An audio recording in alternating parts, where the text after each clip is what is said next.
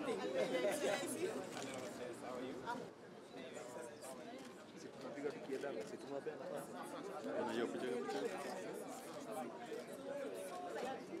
bless you. I have a message which I will read later from Honorable Dr. Phoebe Mugasi. Today is a great day for us as the women of Kenya. And really, I want to first thank Your Excellency for gracing this occasion. Being here shows how much you support the women of Kenya and how far you want them to go. For us women, when we are supported this way, we really got to take this with both hands and to make sure that this G7 that has started today and strategy being launched today can go a long way in increasing the number of women in leadership in this country. When you work with the women, as Governor Sakaja has said, if you work with half in the field, half the team, you cannot achieve as much as you should achieve. So women need to be involved in every sphere of development. And I want to ask Your Excellency Anwar Guru, we are talking about increasing the numbers to 16. But may I ask that we should increase the numbers to 25, if not 47. Having women governors in the 47 counties will really help the president to go forward. And indeed, let's start looking at the government itself, making sure that whoever president will be there will get 50% of his cabinet or her cabinet to be women. We must not be apologetic to what we want. And I want to assure you, Your Excellency, by the way, if you have more women in leadership, they will help you carry a lot of the work that you are doing. They will help you, and very well indeed. You'll be freer than you are today. Women, I think there is something I want to say here about politics. Something is worrying me very much. We women have seen here that we are going to make sure that we will work across political divide. All parties, we as women must come together and ensure that whatever party you are in, we will support you where you are. Kuchaguliwa mama kama gavana sio kitu rahisi. Some of us tried for 10 good years to be governors. Na tukiangalia kaunti zote, Your Excellency, ukiangalia Machakos, senator ni mama, governor ni mama, women rep that is there, speaker ni mama, commissioner ni mama, presiding judge ni mama. Ukiangalia hata ma-OSPD, Machakos ni ya wamama. By the way, kama mnataka kubenchmark, mali iko wamama, kujeni Machakos. Kutoka governor mpaka hata OCS. Machakos kuko na wamama na wamama wanafanya kazi. First, I thank you because you support the G7 indiscriminately. It is not lost on us that we are different. We are from different political parties, but you have not discriminated us on the basis of our political persuasions. And that, I must rise here and thank you. And also thank you for coming to Homa Bay last week, despite having a very, very difficult program. That really showed your support. But I'd like to finally really thank you, not just for supporting the women and women leaders, because it's about the women at the grassroots. And the way you have moved to support the women at the grassroots, wale wadogo sana. And to speak from Homa Bay's perspective, you're doing markets, 6 CSP markets, a fish market for women who have been selling fish on the ground and are now going to sell in a place that looks like a city. Your Excellency, you've seen what the lakefront in Homa Bay now looks like. Hizo picha ni za Homa Bay, by the way. Hizo mnaona hapo zikikaa mzuri. It's because of our partnership and for your support for devolution. So tushikane, tusonge mbele pamoja, and we want to also let our people know that as women governors, we are making a commitment. And that is why institutional strengthening, transparency and accountability and governance are also very key pillars of our strategy. We don't want to be the ones to let the country down by people pointing at us and saying, look, see how women are corrupt or are doing this. We are doing our best to ensure that we are standing on strong governance structures so that we can be the shining example. We are delivering on the promises of devolution. And already in Kwale, by empowering women, financial empowerment, I've given tenders to around 20 women groups, women company groups. So devolution is working. As female governors, we want to assure you, come 2027, we are there. For Honorable Laika to become a governor, I have to deliver in Kwale, because she is my neighbor. I have to deliver. And I want to assure you, we are going to deliver as female governors. As it is, we are on the ground. You will see us all the time on the ground because we want to relate with the people. We want to tell you that here you have a sisterhood. People who have been through what you will go through, because it's not easy. And what I'm trying to say is, do not be embarrassed to be a woman, because that is who you are. Don't tell yourself that you have to be this hard man. Like my brother Sakaja said, be yourself, be authentic, and once you get the position, do not forget that the reason God put us here, because I believe, it is so that we can take care of those women in mashinani. To elect women leaders. Our goal is to increase the number of women governors from the current G7. It's not just a story. We're not just sitting here having this conversation and then going back to our homes. We have a strategy cut out for the next 3 years.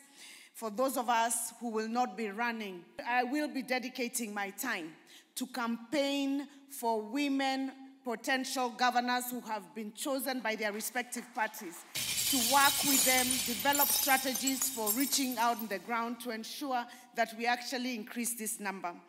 We will be, all of us, in New York in the next 2 weeks, fundraising for support and getting technical support as well for each of the counties and also for the counties that have potential women leaders.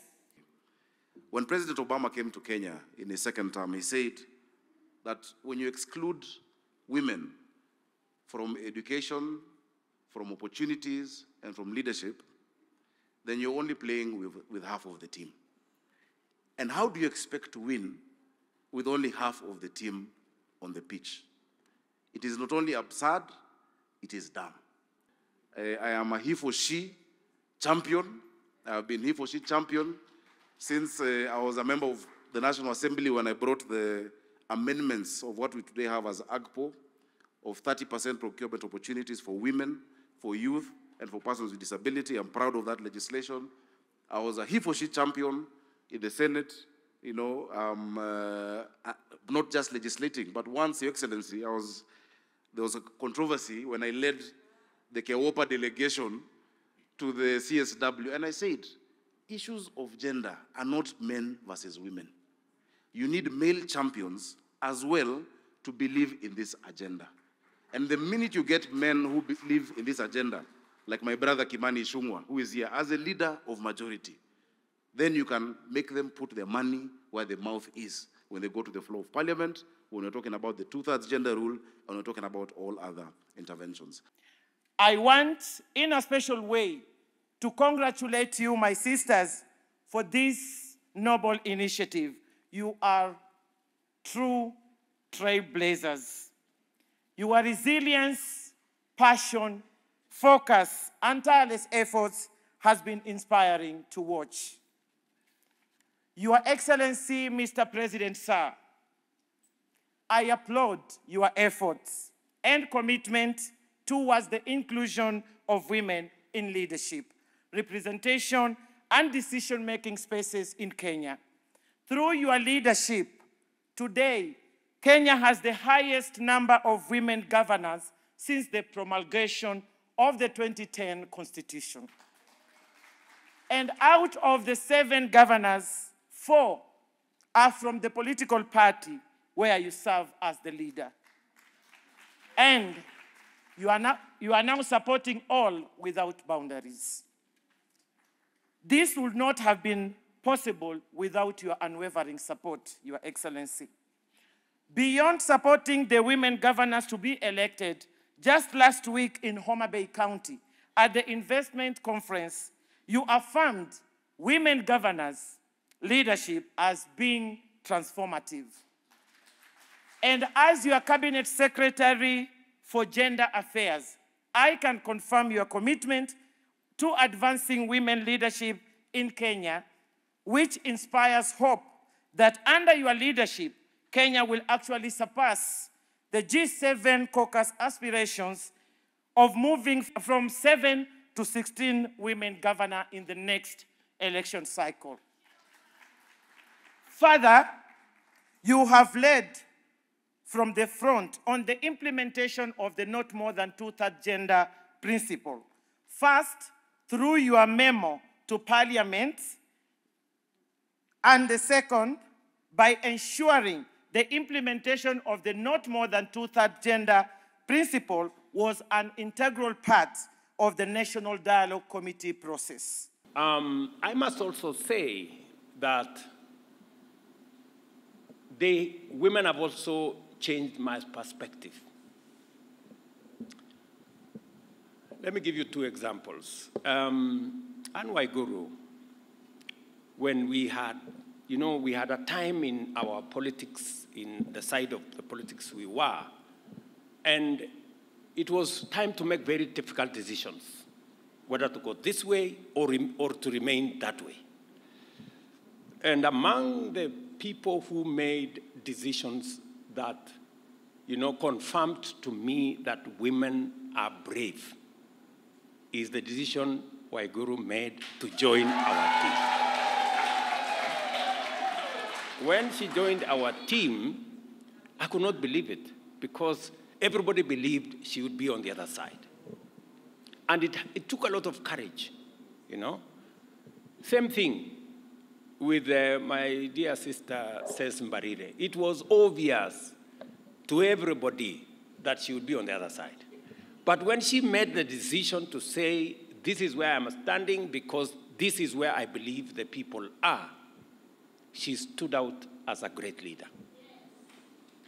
So all these great ladies are the epitome, as has been said here, of great leadership. And we want to work with you, and we will do the best that we can to make sure that women leadership succeeds so that we can use it to rally the rest of our population to appreciate that for Kenya to make steps into the future, we cannot do it with half our population that are men. We must do it together with everybody on board. We made a commitment to the people of Kenya to accelerate interventions to actualize the constitutional gender inclusion threshold and pursue radical imaginative strategies towards this end, and to significantly enhance financial inclusion of women, among other efforts. And let me say this. When I did a memorandum to Parliament, I did not do it for political correctness. It is because I had made a commitment to the women in Kenya Kwanza that we would finally do something about this two-thirds gender rule. And it has been a back and forth for now over 10 years. I want to commit to the women of Kenya that this time round, we will make sure that the two-thirds gender rule is attained.